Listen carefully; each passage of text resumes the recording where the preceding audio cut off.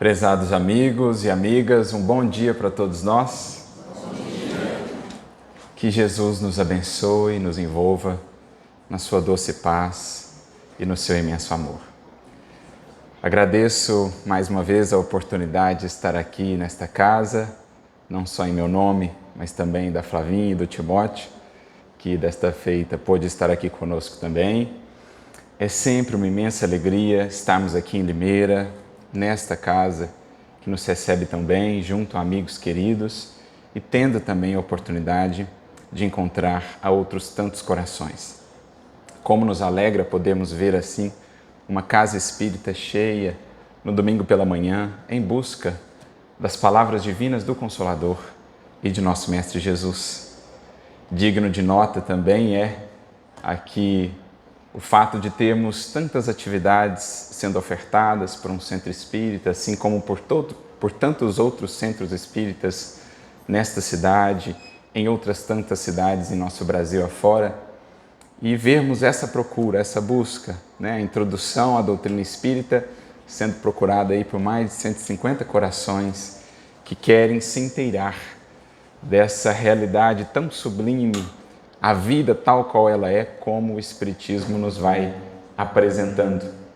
Sempre em bases de muita lógica, de muita racionalidade, mas também sem descurar do coração, do sentimento, que é a alma da vida, é onde começa toda a transformação.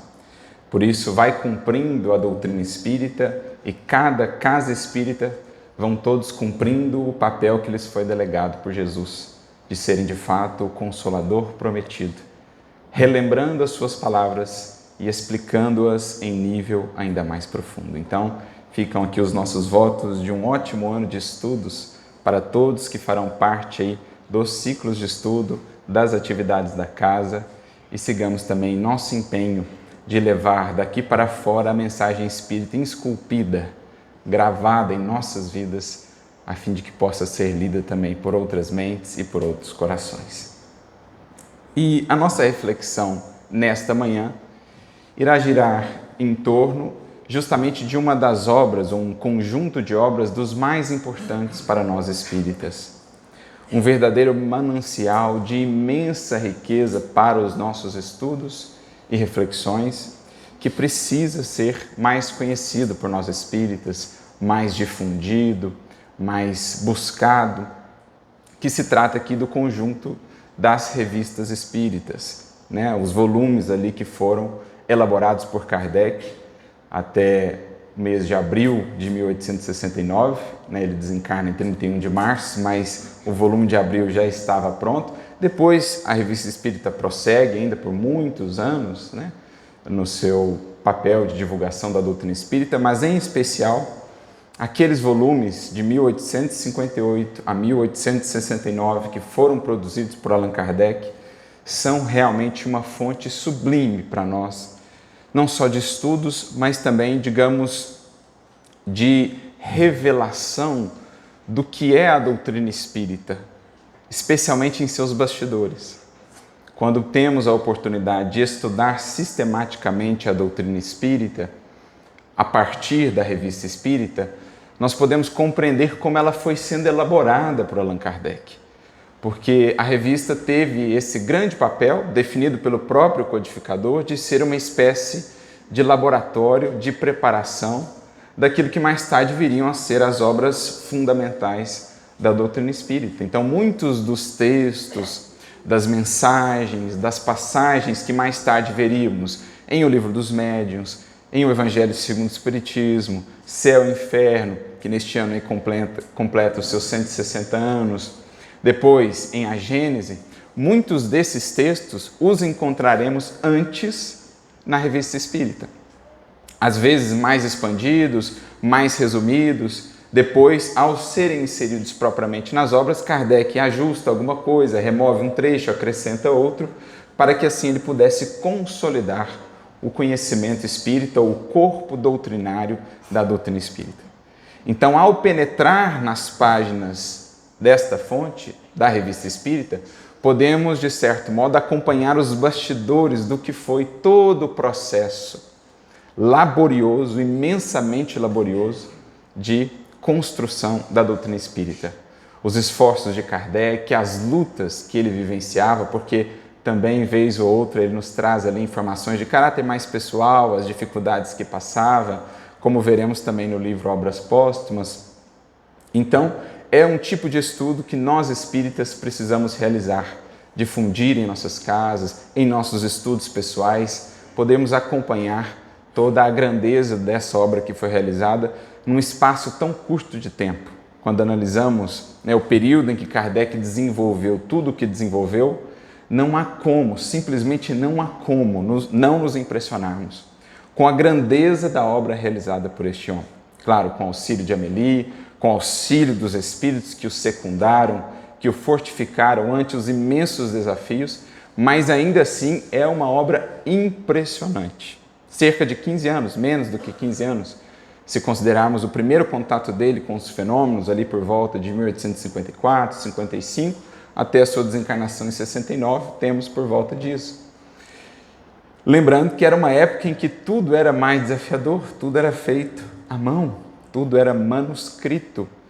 Então, além das obras que eram todas elas manuscritas, os rascunhos, as cópias, as tantas, milhares de cartas que Kardec recebia por ano, a análise de tantas e tantas mensagens que lhe eram endereçadas, artigos aos quais ele respondia, enfim, é absolutamente uma obra hercúlea. Então, estudarmos a doutrina também por esse prisma nos fascina, nos encanta e estimula ainda mais, porque vemos o quanto esse homem, o quanto esse espírito deu a esta obra. E isso alcança o nosso coração, convidando-nos também a este empenho, a este serviço de, claro, trazer a doutrina à nossa vida, mais do que estarmos nela, fazer com que ela esteja em nós, e também difundirmos essas luzes que para nós têm sido tão libertadoras junto a outros corações, a outras mentes que caminham por vezes no mundo entre sombras, entre dúvidas, entre o desânimo e o abatimento. Então, é esse o mote do nosso estudo de hoje, recorrendo a um artigo, então, da Revista Espírita, que lemos recentemente. Há algum tempo estamos já no estudo sistemático da Revista Espírita, tendo começado lá em janeiro de 1858, viemos na sequência, artigo após artigo. Atualmente já estamos no ano de 1866, no mês de julho, agosto de 1866. Então já há alguns anos desse estudo, e há algum tempo estávamos no mês de maio de 1866 e passamos por esse artigo que muito nos chamou a atenção, pela riqueza e pela profundidade dos conceitos que ali são trabalhados, pelo espírito que nos traz a mensagem, que é o espírito Luís de França, mais conhecido por nós espíritas como São Luís. Lembrando que São Luís, Luís IX, que foi um dos reis da França, conhecido como um rei muito piedoso, inclusive considerado santo pela Igreja Católica, ele era um dos benfeitores espirituais de Allan Kardec e o coordenador das atividades da Sociedade Parisiense de Estudos Espíritas, aquela que foi fundada por Kardec e onde se davam ali as reuniões entre os principais colaboradores iniciais da doutrina espírita, onde Kardec recebia as mensagens dos espíritos, analisava mensagens que eram endereçadas à Sociedade Parisiense, enfim, todo o trabalho ali de base da doutrina espírita começava na Sociedade Parisiense, além dos esforços pessoais e mais particulares de Allan Kardec, e o coordenador das atividades ali era Luís de França, então, São Luís. E aí, em abril de 1866, ele traz essa mensagem, que só foi inserida no número de maio de 66, intitulada O Espiritismo Obriga. E aí o título já chama a atenção, O Espiritismo Obriga. Porque, em geral, na doutrina espírita, nós não vamos trabalhar nesses termos, de algo que seja muito impositivo, de algo que seja imposto de fora para dentro, com um caráter assim de obrigação, em não fazendo isso, não se pode ser espírita. Não, em verdade o espiritismo não vai trabalhar nesses termos. Mas vamos entender, e isso é o interessante do artigo, o que São Luís quer nos dizer com esse título. Aonde ele quer nos levar porque isso nos levará, em verdade, a um estudo muito mais profundo sobre o papel das revelações, por exemplo. Como aprendemos com a doutrina espírita, estamos nós, humanidade terrestre, todos incursos num grande curso pedagógico, educativo, marcado por determinadas etapas mais definidas. É claro que cada século poderia ser considerado ali como uma etapa, cada período para cada espírito, mas de um modo geral, de maneira didática, os espíritos dividem esse curso educativo da humanidade terrestre até o momento em 3 principais etapas, que estão associadas às 3 principais revelações que foram recebidas por nós. Voltando lá a Moisés, sendo a primeira etapa, com uma determinada finalidade ante as consciências daquela época. Depois, a mensagem do Cristo, como uma segunda etapa. E, finalmente, com o Espiritismo, uma terceira etapa. Naturalmente que elas estão ligadas entre si, são solidárias entre si. Não existe uma solução de continuidade propriamente. Uma é decorrência da outra. Uma constrói, edifica sobre a outra. Como o próprio Mestre disse quando aqui esteve entre nós. Eu não vim destruir a lei, mas dar-lhe cumprimento, ou seja, dar continuidade ao que já foi iniciado. Da primeira revelação, destacar, realçar o que é divino e também retificar o que foi ali acréscimo imperfeito humano. Sobre o que era divino na primeira revelação, o Cristo edificou então a segunda revelação, a sua mensagem, a Boa Nova. E assim também o Espiritismo. Olhamos para a primeira, para a segunda revelação, não como quem as despreza, não como quem está agora numa nova etapa e, portanto, aquilo não é mais útil, pelo contrário. O grande eixo da mensagem espírita é a própria mensagem do Mestre, que, por sua vez, está fincada, está construída sobre os fundamentos lá do Decálogo. Então é como se fosse de fato um prédio, em que temos o fundamento, depois temos um primeiro piso, e assim vamos avançando até que cheguemos à cúpula, até o telhado, ou como uma árvore, que tem a sua raiz, depois tem um tronco robusto, e então abre a copa depois em vários ramos, ramificações, como consequências daquilo que veio antes, como uma abrangência, uma expansão daquilo que veio antes. Assim o processo em que todos estamos inseridos. Agora, por que essas etapas? Aí a gente começa a penetrar na essência desse processo educativo. O alto, isto é, o Cristo que governa este planeta, bem como o processo evolutivo de todos os espíritos que aqui estamos aprendendo, ele, juntamente com seus ministros, vai gradualmente provendo-nos de certos conhecimentos, conforme as possibilidades que já temos de compreendê-los, de interiorizá-los para aplicá-los.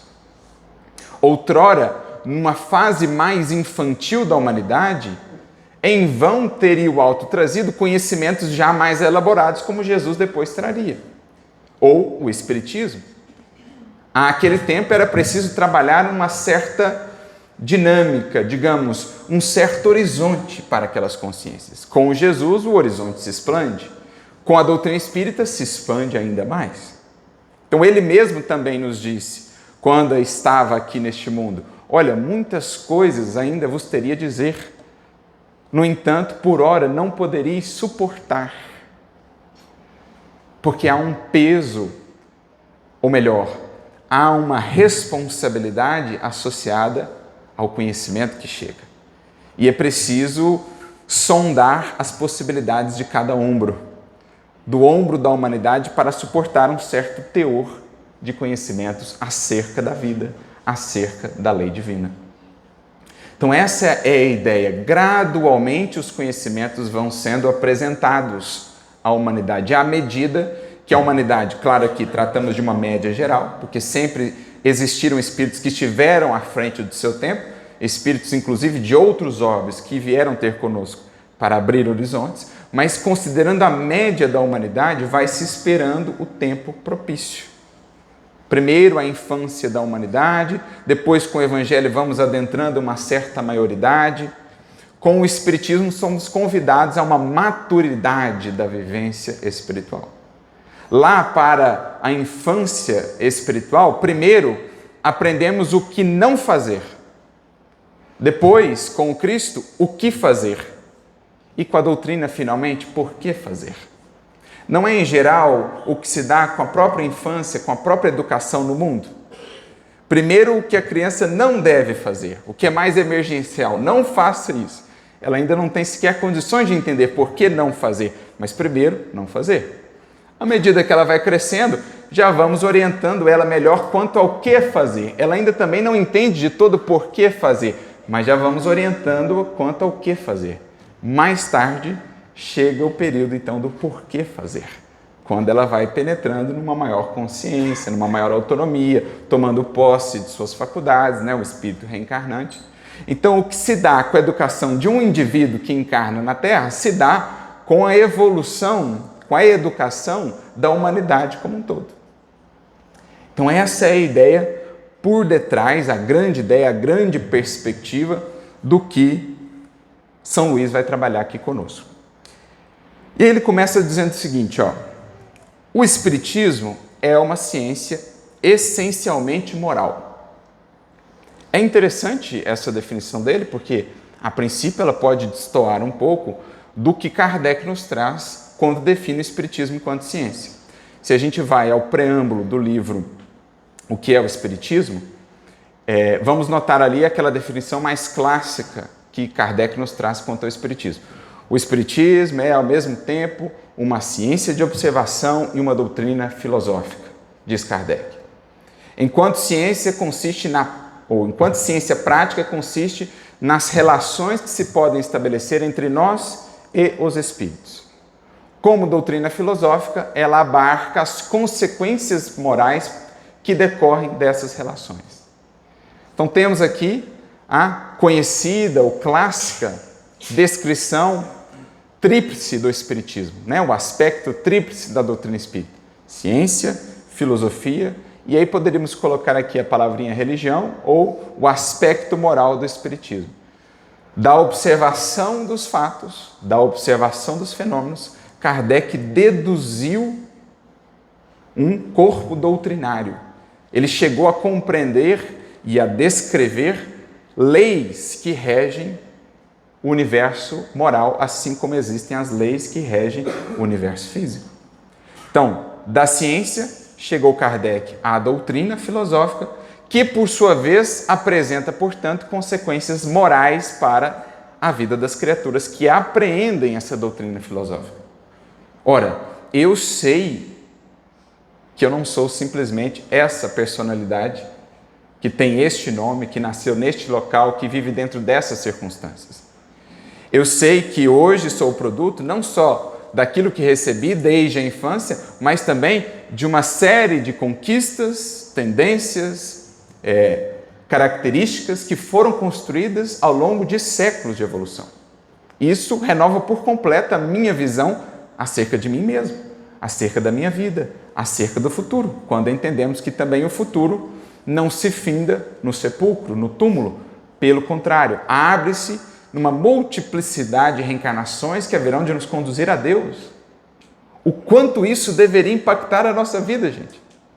Não sei quanto a vocês, mas toda vez que a gente para pensar mais fundo nisso, o impacto que isso deve trazer para a nossa vida é imenso. Pelo menos em nossas reflexões pessoais, recordarmos disso infunde-nos toda uma nova esperança, toda uma nova força, todo um novo anseio de conhecer, de crescer, de servir, ante os horizontes tão vastos e tão belos que a doutrina descortina para nós. Também sabemos que o espírito que chega agora na forma da criança, aquele que está no berço, não é uma folha em branco. É simplesmente um novo capítulo dentro de um livro que já vem há muito sendo escrito. O quanto isso renova as concepções de educação. Sabemos que não somos somente o corpo, essencialmente somos espíritos revestidos momentaneamente o corpo. E que, por isso mesmo, a nossa saúde não poderá ser analisada somente dentro de uma perspectiva que envolva o corpo. Saúde agora se expande para um conceito tão mais amplo que envolve primeiramente o espírito, seus hábitos, suas emoções. O quanto isso não deverá impactar na medicina, o quanto isso não deverá impactar na psicologia, quando de fato esse novo paradigma se estabelecer. Então, o que o São Luís está dizendo? Olha, tem lá a definição, ciência de observação, doutrina filosófica. Mas como o próprio Kardec faz questão de dizer em muitos momentos da sua obra, a culminância do Espiritismo é moral. Ele só estará cumprindo o seu papel se alcançar, se proporcionar a renovação moral das criaturas e, por consequência, das coletividades. Por isso que São Luís aqui vai direto ao cerne, vai direto à finalidade maior. O Espiritismo é uma ciência essencialmente moral. Porque de nada me adianta saber da realidade das reencarnações se isso não me torna melhor. Esses dias mesmo, em outra palestra, comentávamos uma frase de Emmanuel que nos dá muito o que pensar. Ele diz: muitas criaturas existem que saem deste mundo pela mesma porta de ignorância e indiferença pela qual entraram. E às vezes, na jornada aqui pelo mundo, a criatura estará informada da realidade da vida além, da importância do Evangelho, de tudo mais. No entanto, isso por si não faz dela alguém melhor. Como diz André Luiz, numa mensagem no livro Espírito da Verdade, crença não nos exime de consciência. A crença em si não nos traz uma consciência mais tranquila. Só a aplicação da crença é que nos leva, de fato, ao engrandecimento, à iluminação da nossa consciência com Cristo, para a vida imortal que nos aguarda a todos. Então, eu posso muito bem ter anos e anos de doutrina espírita, livros e mais livros lidos, né? Horas e mais horas despendidas na atividade mediúnica, na atividade de diálogo com os espíritos, na atividade da pregação, da palestra, da coordenação de um grupo de estudos, do passe, da assistência fraterna. Posso ter horas e mais horas e não necessariamente ter incorporado aquilo que depreendi da mensagem cristã, da mensagem espírita. É preciso realmente renovar-nos moralmente para que consigamos alcançar a finalidade do Espiritismo em nossas vidas, que é o que Emmanuel vai definir como sendo a caridade essencial. Uma mensagem muito interessante no livro Vinha de Luz. Ele vai dizer assim, ó, toda forma de caridade é valorosa, tem algum valor, tem alguma importância, desde a caridade material, né, nas suas várias formas, até uma caridade menos material, menos palpável, na forma de uma assistência, né, de uma conversa amiga. No entanto, não podemos nos esquecer da caridade essencial, que consiste em vivermos em Cristo para que Ele viva em nós. Isto é, agirmos, falarmos, pensarmos, sentirmos cada vez mais com Jesus, para que o Cristo cada vez mais viva em nós. Sem essa caridade, que é essencial, diz Emmanuel, podemos levar a efeito grandes obras de pedra, espalhar muitos benefícios para outrem, né, de natureza mais exterior, mas nos momentos desse testemunho, vividos estes quase sempre nós e Deus apenas, na solitude dos testemunhos, nesses momentos estaremos vazios e desolados na condição de mendigos de luz. Porque eu espalhei muitos benefícios, espalhei a palavra da doutrina espírita, espalhei a assistência material. No entanto, não incorporei isso em mim. Na hora que eu for recorrer a esse recurso em mim, ele faltará. Sigo espargindo bênçãos a outras vidas, no entanto, continuo impaciente, continuo indisciplinado, continuo com certos hábitos infelizes. Então, o trabalho foi ainda muito de natureza exterior e não propriamente o mais essencial, que é a reforma moral de todos nós. Por isso, ao definir o verdadeiro espírita, no capítulo 17 do Evangelho segundo o Espiritismo, Kardec o faz nesses termos. Reconhece o verdadeiro espírita pela sua transformação moral, pelo empenho que aplica em justamente levar a sua vida às últimas consequências o que tem aprendido com a doutrina espírita. Por isso é uma ciência essencialmente moral. Não que seja só moral, ela passa por uma observação dos fenômenos. Ela é uma ciência de observação, também uma doutrina filosófica, mas que deságua, que culmina na renovação moral do indivíduo. Desde logo, os que se dizem seus adeptos não podem, sem cometer uma grave inconsequência, subtrair-se às obrigações que ele impõe. Então, o Espiritismo impõe obrigações. Mas vamos entender mais a fundo a natureza dessas obrigações. Não terá nenhum espírito aqui para ficar, em cima da gente, censurando-nos por isso ou por aquilo, anotando o que nós estamos fazendo ou não, para nos chamar a atenção, nos dar puxões de orelha. Não terá ninguém aqui, nenhum dos trabalhadores da casa, com uma listinha, acompanhando dia a dia o que cada um está fazendo ou não, para dizer que ele tem que fazer isso ou não. Aqui existe estudo, aqui existe oferta do conhecimento, existe diálogo fraterno. Agora, essa obrigação não surge, já podemos depreender, de fora para dentro, mas antes de um movimento interno, de dentro para fora, a partir do que o Espiritismo vai ocasionando nas nossas vidas. Por isso ele vai dividir essas obrigações em duas dimensões. A primeira concerne ao indivíduo, que, ajudado pelas claridades intelectuais que a doutrina espírita espalha, pode compreender melhor o valor de cada um de seus atos, sondar melhor todos os refolhos de sua consciência, apreciar melhor a infinita bondade de Deus, que não quer a morte do pecador, mas que se converta e viva.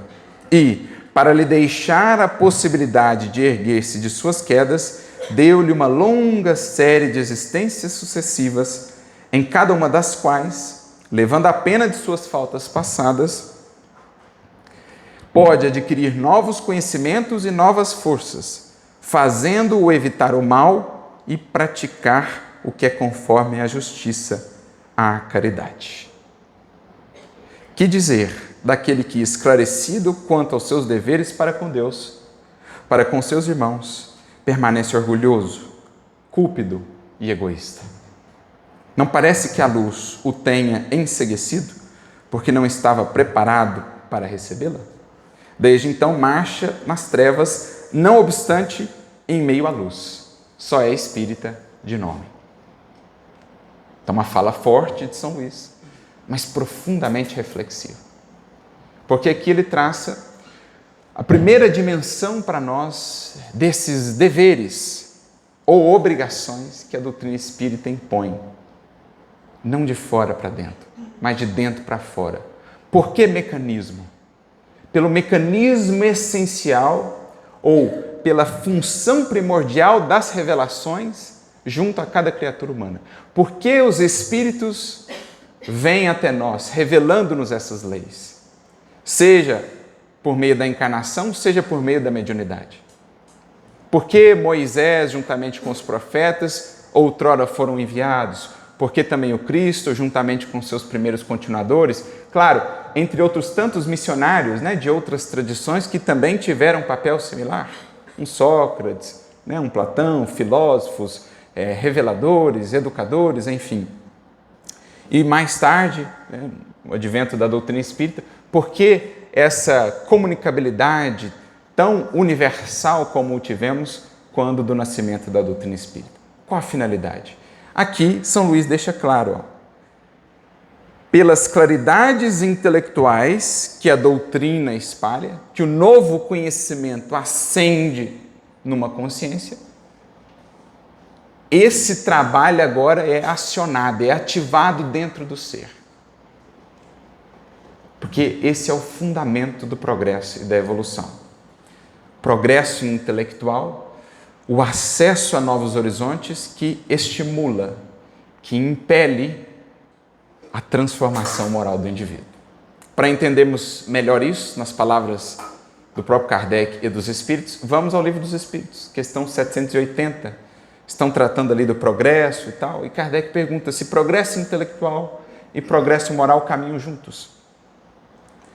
Dizem os Espíritos, na primeira parte da resposta, o progresso moral decorre do intelectual, mas nem sempre o acompanha de muito perto.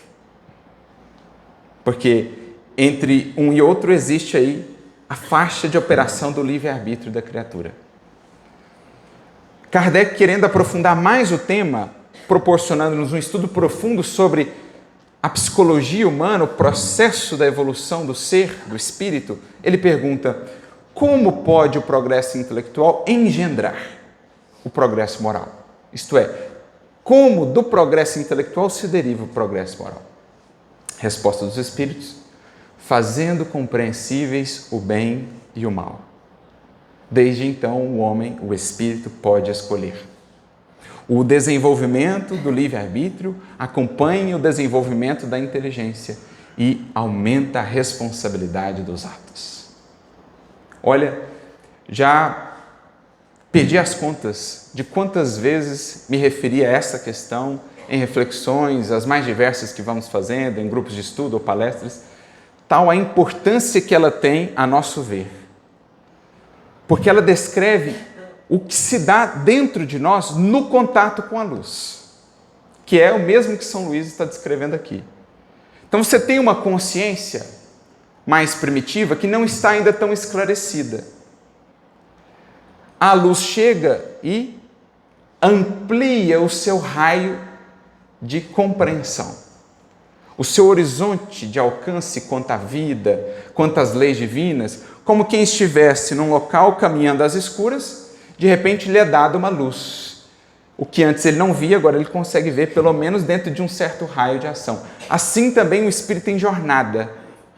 Quando muito materializado ainda, com a consciência obnubilada pela ignorância, ele vai caminhando meio que às cegas, tateando, não sabe muito bem o que fazer, não sabe muito bem discernir, portanto escolher, e naturalmente a sua responsabilidade é menor do que a partir do momento em que, tendo já uma luz, ele escolhe afastar-se do caminho por mote próprio. Então, a gente entra no cerne da questão. Espiritismo ou qualquer outra revelação clareia a consciência. E com a consciência esclarecida surge para o espírito, ou surgem agora, novos deveres. O que antes ele não considerava, agora ele passa a considerar. Há uma frase de uma psicanalista que acho que descreve muito bem isso, servindo-se de uma metáfora, de uma alegoria muito marcante, né, das Escrituras, que é a de Adão e Eva, lá no início do livro Gênesis. Quando Eva ali pega do fruto, né, ela e Adão acabam comendo do fruto. Temos ali símbolos, né, não propriamente indivíduos, mas símbolos, arquétipos. Comem do fruto do conhecimento. E aí são expulsos do paraíso. Então ela diz: quem quer que coma do fruto do conhecimento é sempre expulso de algum paraíso. Porque outrora, o que não era visto, quando eu fazia, não me incomodava, porque eu ainda não conseguia discernir que aquilo não era o ideal. Uma consciência mais esclarecida já me permite ver com mais clareza o que é ideal ou o que não é. O que é de acordo com a lei divina ou o que não é. E a consciência tem esse papel de ser essa guardiã da probidade interior. Mais esclarecimento, consciência mais esclarecida, mais amplos os deveres do espírito e, por isso mesmo, as suas responsabilidades. Porque ele já tem elementos de discernimento. Então, assim opera o alto para com cada um de nós e para com a humanidade como um todo. Quando se entende que já se está numa faixa em que os espíritos ali estão habilitados a lidar com uma maior parcela de conhecimento, esse conhecimento vem até nós. Seja por espíritos que encarnam para trazê-lo à humanidade, seja por meio da espiritualidade que, pelas vias da mediunidade, vai trazendo esses conhecimentos. E essa luz recebida, que não é luz própria ainda, ela começa a operar algo dentro de nós. Diante dessa luz, com essa luz acesa por dentro de nós, vai se tornando cada vez mais incômodo fazer o que antes fazíamos, mas que agora já identificamos, não é o mais adequado. Quanto mais esclarecida uma consciência, mais difícil é para ela permanecer em caminhos perniciosos, em hábitos que não estão harmonizados com a lei divina. Quanto mais esclarecida uma consciência, maior o incômodo, porque maior a responsabilidade diante de um afastamento da lei divina. Por isso Kardec chega a dizer que para uma consciência esclarecida, um pequeno delito às vezes é mais grave do que aquele de um espírito ainda muito embrutecido, materializado, que lá numa condição mais primitiva se entregava ao canibalismo. Uma consciência já esclarecida pela mensagem do Cristo, às vezes num pequeno delito, comete algo mais grave perante a consciência dela, porque não é Deus nem o Cristo que irá cobrá-la, mas ela própria, a lei esculpida nela, que o indivíduo lá ainda muito embrutecido, que sequer tem elementos de discernimento. Agora, a luz recebida não necessariamente é a luz já vivida ou incorporada. Aí entra o livre-arbítrio da criatura humana, e por isso o progresso moral, embora decorrendo do intelectual, nem sempre o segue de muito perto. Porque vai depender do espírito o que ele vai fazer com essa luz. Muitos perseverarão nos maus caminhos, tão habituados que estão àquelas sensações, àquelas ilusões, só que a luz vai crescendo, a responsabilidade também, e o incômodo junto. De modo que quanto maior a distância entre o progresso intelectual já feito e o moral que ainda não foi adiantado, mais sofrido vai se tornando manter-se naquela posição. Por isso Jesus alerta, o mesmo que São Luís disse aqui, que dizer daquele que esclarecido quanto aos seus deveres para com Deus, para com os irmãos, permanece orgulhoso, cúpito e egoísta. Não parece que a luz o tenha enceguecido? Jesus há 2000 anos nos dizia, vê, pois, para que a luz que há em ti não sejam trevas. Como assim? Luz que são trevas? Cuidado, meu amigo, minha amiga, para que o conhecimento que você já recebeu, mas não está disposto a aplicar, não se torne em você uma fonte de aflição,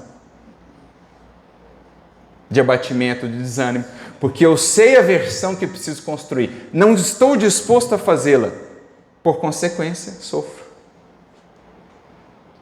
Por quê? É a consciência, é o aguilhão interno que nos conclama.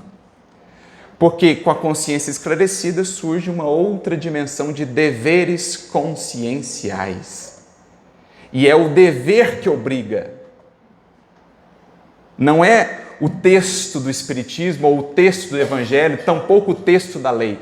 É o dever interno, estabelecido pela consciência, que obriga, que impele o espírito, que torna para ele cada vez mais incômodo permanecer estacionário. Como diz Kardec, numa análise fantástica que ele faz no livro Obras Póstumas, o último texto do livro, chamado Credo Espírita, Kardec está falando de leis, e ele fala da lei civil e da lei moral. E ele fala assim, claro que boas leis são úteis para se estabelecer um bom estado social. As leis humanas cumprem um papel de organização, de estruturação da sociedade. No entanto, diz ele, são impotentes para a aventura da humanidade.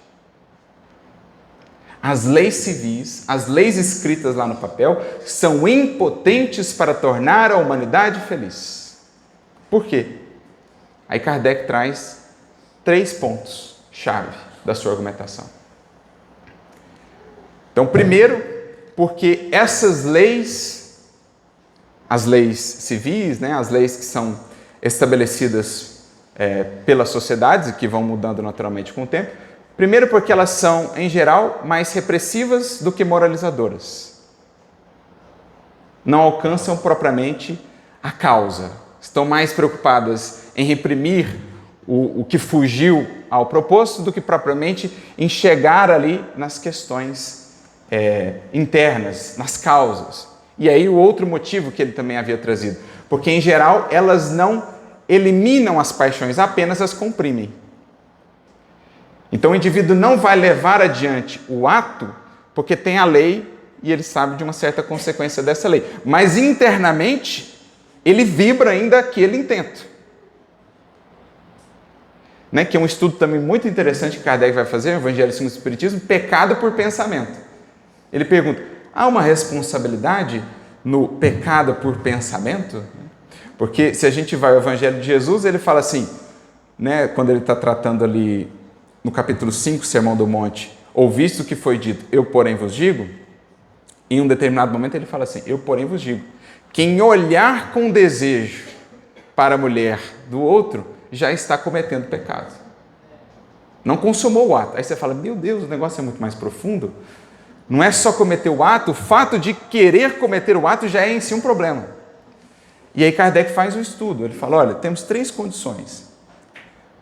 Aquele que comete o ato, que vibra, que deseja ainda, que comete, esse está no primeiro passo ainda, né? Está lá no estágio inicial. Temos o que não comete o ato, mas ainda o deseja e luta contra ele.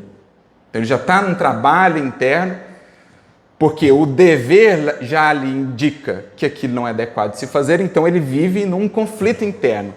É a luta que o conhecimento e o esclarecimento da consciência estabelecem em nós.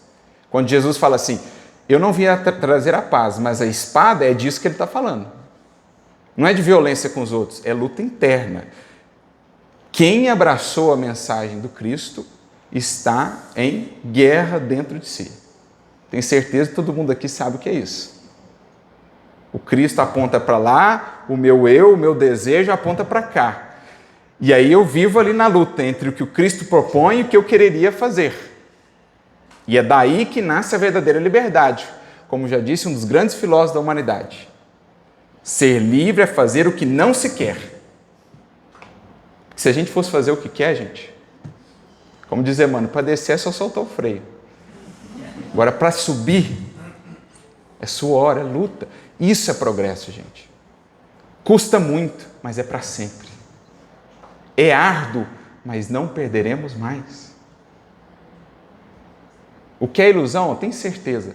O que há de ilusão nesse mundo, nós já vivemos assim, com gosto, a fundo. O que nós temos de novo a viver é o que o Cristo nos propõe. E não há nada que se iguale a isso. Então, Kardec, voltando lá, ele diz, olha, as leis civis, primeiro, que elas comprimem as paixões ao invés de erradicá-las. Elas são mais repressivas do que propriamente educativas. E elas refletem o estado geral de uma sociedade, portanto, corrompida, ainda muito escravizada ao orgulho e egoísmo, fará leis imperfeitas que refletem isso. Então, essas leis também precisam ser modificadas.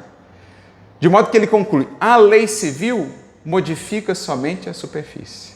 Só a lei moral pode penetrar no foro íntimo da consciência e reformá-lo. Por isso que falamos sempre, os compromissos do cristão vão muito além das leis que regem o cidadão. Não há lei nenhuma escrita, nenhum código do mundo que diga para nós que o perdão é um dever. Mas a lei do Cristo nos diz que o perdão é um dever. Se quisermos progredir, se quisermos atender ao imperativo da vida, que nos disse Jesus, sede perfeitos, o perdão é um dever. Não existe lei nenhuma que nos diga que a gente tem que estudar. Tem alguma lei que diga que você tem que estudar tantas horas? Não tem. Mas o espírita já sabe que o estudo é um dever de progresso. A mensagem que eu estava vendo aqui, uma das mensagens, né, apresentadas ao início, uma mensagem de Emmanuel no livro Fonte Viva, capítulo 126, quando ele diz assim, se há cristianismo em nossa consciência, o cultivo sistemático da compreensão e da bondade tem força de lei em nossos destinos. Tem nenhuma lei no mundo que diga que você tem que ser bom mesmo com o mal. Com o indivíduo que se entrega ao mal. Você tem que orar pelos que vos perseguem. Mas no Evangelho, se o Evangelho já está em nossa consciência, isso tem força de lei em nossos destinos. Agora, se eu receber essa luz e insisto em não viver tal qual ela nos propõe, vê, pois, que a luz que há em ti não sejam trevas. Vai se tornando cada vez mais difícil viver distante do horizonte que o Cristo abriu para nós. Por isso, Paulo traduziu isso de maneira muito emblemática numa de suas frases, segunda carta aos Coríntios, capítulo 5, versículo 14. Ele diz assim: o amor de Cristo nos constrange. Podemos transpor isso para o Espiritismo. Quando você tem uma ideia maior do que é a vida, gente, de quanto auxílio nós recebemos sem que o saibamos, do quanto fomos amparados até aqui sem que merecêssemos, do quanto de misericórdia cerca-nos os passos todos os dias, do quanto a espiritualidade, Cristo, pacientemente nos tem guardado, amparado, mesmo quando temos sido tão ingratos ao longo de tantos séculos. Quando você vai tomando consciência de tudo isso, gente, como é que você fica igual? Como é que você fica o mesmo? Como é que você não muda nada? Vai ficando impossível de resistir. É impossível resistir ao chamamento do amor de Cristo. Quanto mais luz dele você recebe, mais você entende. Se eu ficar aqui, isso não é vida. Não há vida longe disso. Não há vida longe do progredir. Não há vida abundante que se expanda, que se planifique longe daquilo que ele nos propôs. Tudo ao nosso redor vai se tornando muito pobre. Nada ao nosso redor vai nos satisfazendo. Quanto mais do Cristo nós vamos recebendo. Só nele e no que ele propôs, eu vou encontrando satisfação. Eu vou encontrando libertação. Eu vou encontrando propósito. Então é isso que Paulo quis dizer. Uma consciência esclarecida pelo amor e pela luz de Cristo, ela se sente constrangida ao dever, a fazer-se melhor, para sentir essa comunhão em níveis cada vez mais profundos. O que ela mais teme daí por diante é romper essa comunhão, isto é, fugir do dever imposto pela consciência, porque ela sabe que ela perde então, ainda que momentaneamente, essa comunhão. É isso, gente, o que levava os mártires de outrora a uma decisão que pode parecer assim. Talvez a gente não medite tanto no alcance dessa decisão, porque a questão era o seguinte, proposta para muitos dos mártires. Pensemos só. Nós só queremos que você preste culto aos deuses romanos. Se você publicamente prestar culto aos deuses romanos, você não será morto. Se você publicamente disser que renega o Cristo, você não será morto. Então você pensa, o cristão poderia simplesmente falar assim, da boca para fora, eu renego o Cristo, mas internamente seguir fiel ao Cristo. Mas nem isso eles faziam. Veja, era a vida deles que estava em jogo. Bastava uma palavra, eu nego Cristo, ainda que internamente não o fizessem, mas nem isso eles tinham coragem de fazer, porque consideravam um crime contra a consciência.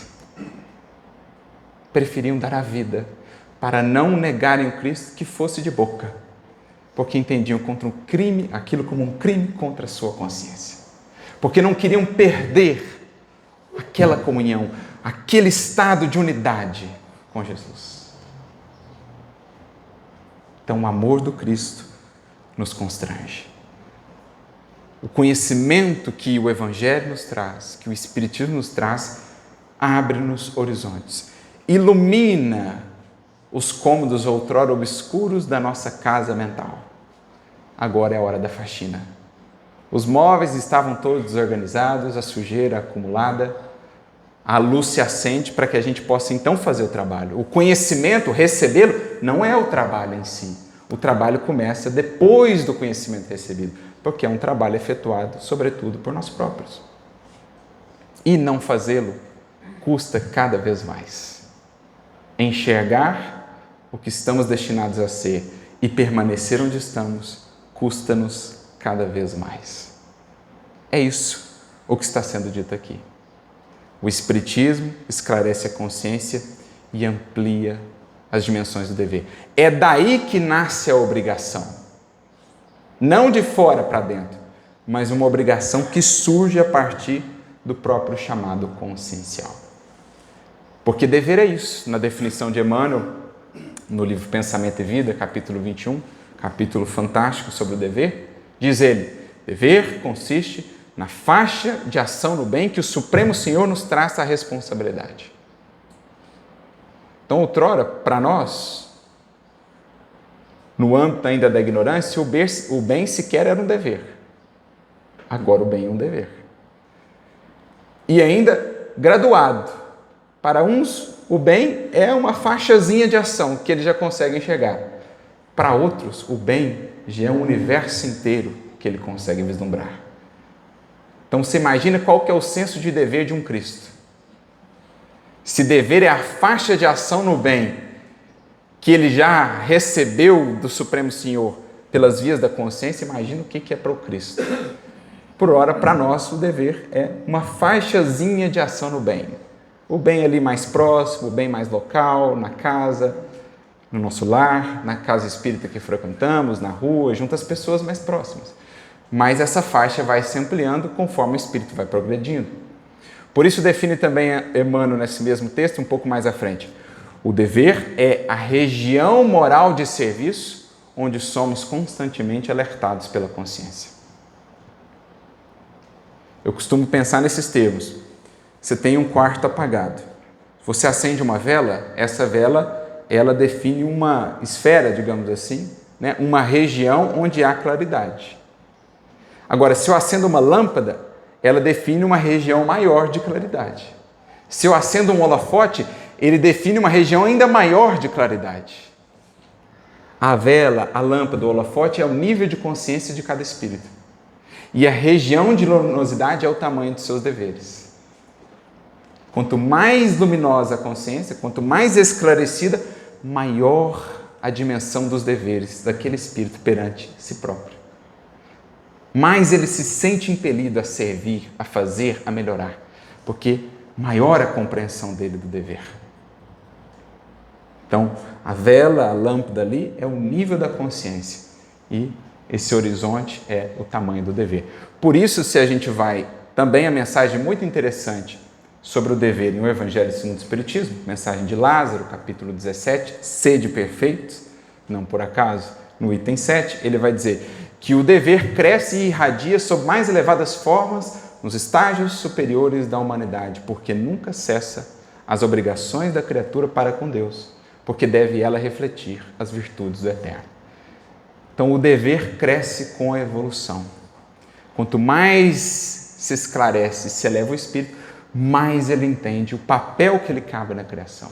A ponto de um Cristo chegar a dizer, no diálogo com os discípulos, na passagem da mulher samaritana: eu tenho para mim um alimento que vocês ainda não conhecem, porque o meu alimento é fazer a vontade do meu Pai, levar adiante a sua obra. Para um espírito puro, do que ele se nutre? Do cumprimento da vontade de Deus, da estrita fidelidade ao dever consciencial que ele já abarca. Por isso Lázaro diz: o dever ele fortifica a criatura uma vez cumprido. É a lei da vida o dever. E ele se amplia, ele se estabelece à medida que mais esclarecidos nos tornamos. Isso me faz lembrar uma frase de um querido amigo, uma grande referência do Espiritismo. Não tive a oportunidade de conhecê-lo pessoalmente, mas temos aprendido muito espiritualmente com ele, que já desencarnou, o senhor Honório Onofre de Abreu, ex-presidente da União Espírita Mineira, um dos grandes precursores do estudo do Evangelho à luz do Espiritismo aqui no Brasil. E ele dizia assim, frase muito marcante, acho que tem muito a ver com o nosso tema hoje: o Espiritismo não exige nada, mas espera tudo. Essa é a essência da doutrina, gente. Não é o texto que nos exige, não tem ninguém aqui para exigir nada dos outros, nem os espíritos. Exige nada, mas espera tudo, porque ele lança a luz e ele sabe o papel que a luz vai ter então dentro dessa consciência. Aí é a consciência que vai pedir dele cada vez mais.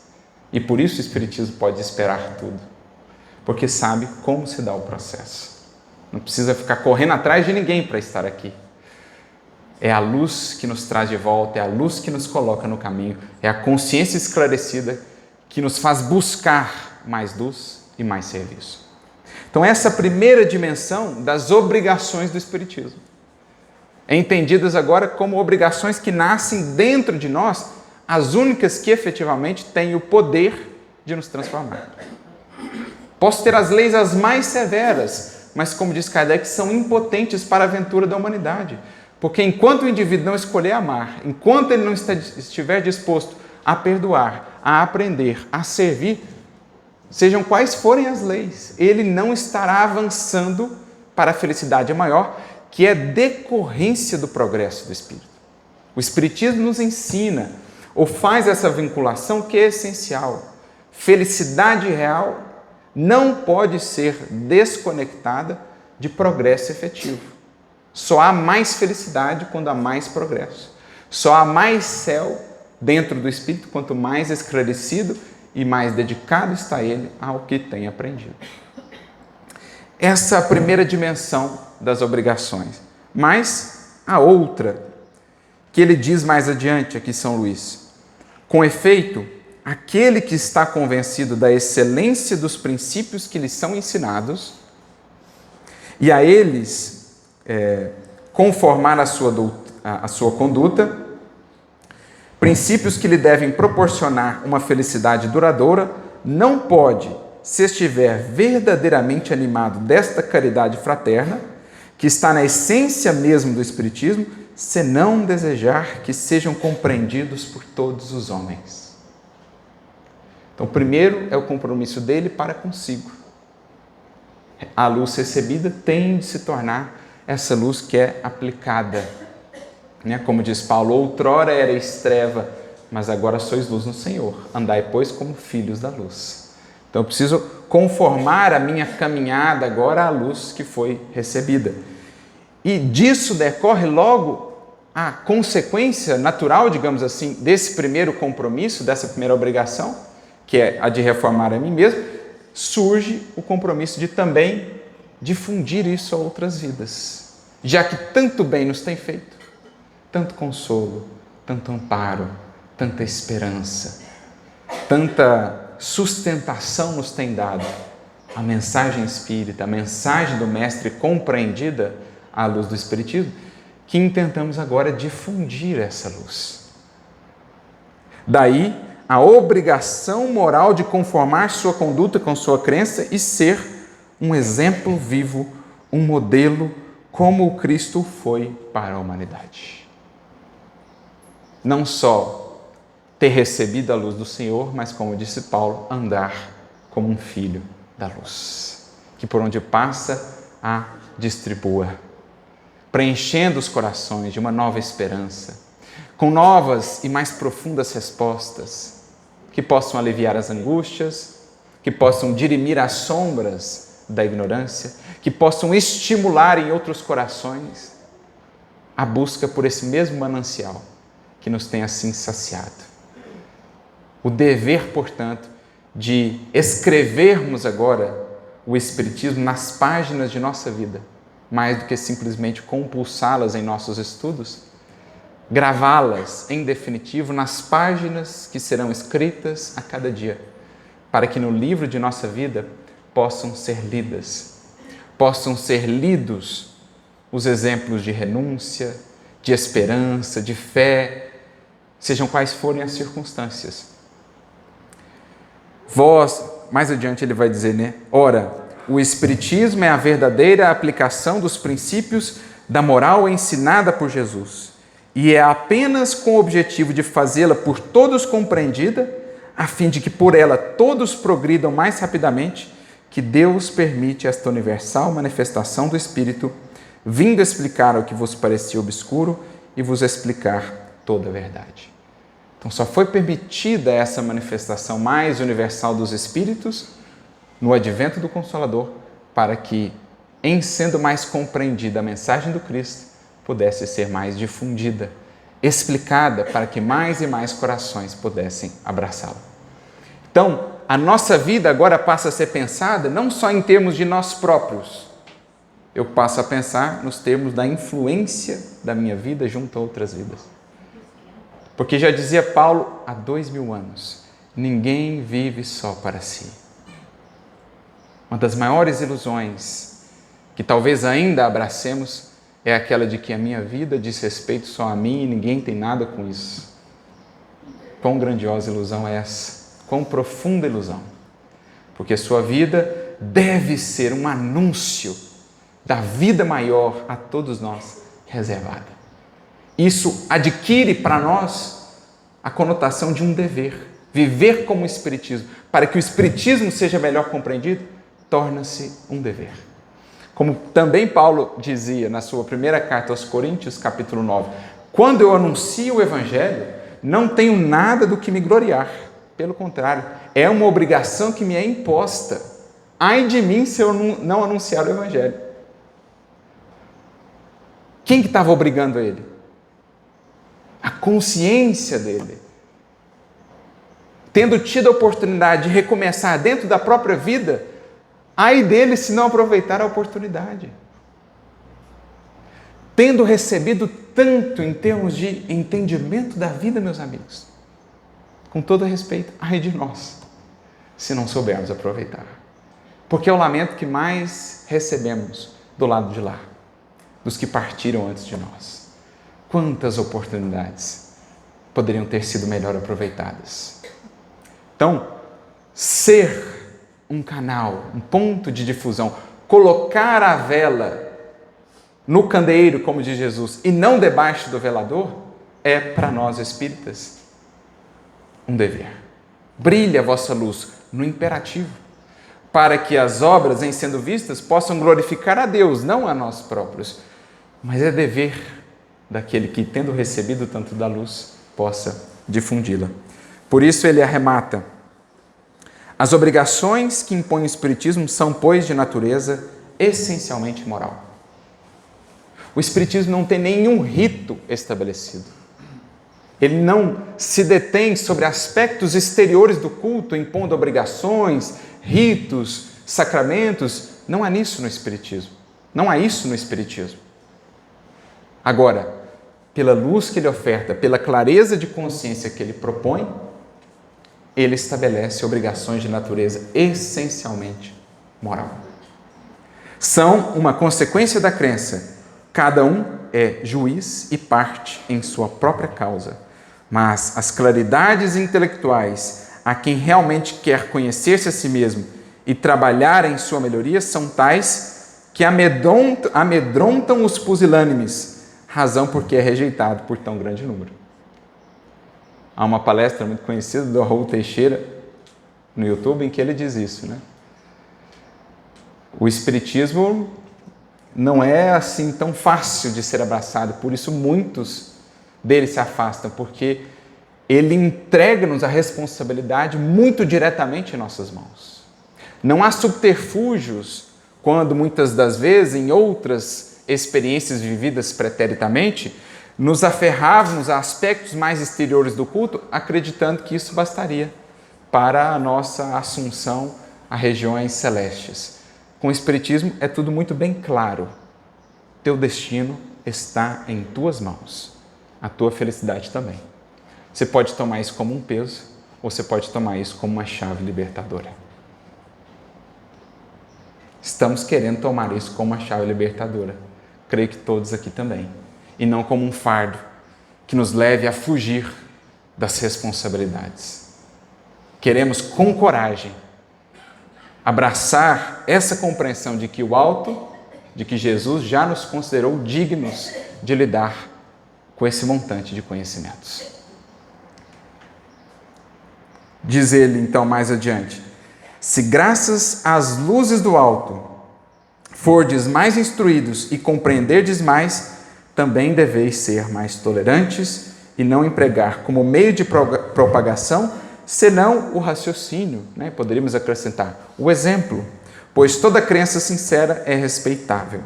Se vossa vida for um belo modelo, em que cada um possa encontrar bons exemplos e sólidas virtudes, onde a dignidade se alia a uma graciosa amenidade, regozijai-vos, porque tereis, em parte, compreendido a que obriga o Espiritismo. Em síntese, esclarecendo-nos a consciência, impele-nos à transformação, a fazer da nossa vida, agora também, mais um livro da doutrina espírita, só que este vivo e transformador por onde passe. Que Jesus a todos nos abençoe e nos auxilie a escrever páginas sublimes para que a sua luz possa ser acessada pelas vidas ao nosso redor. A todos, muita luz e muita paz.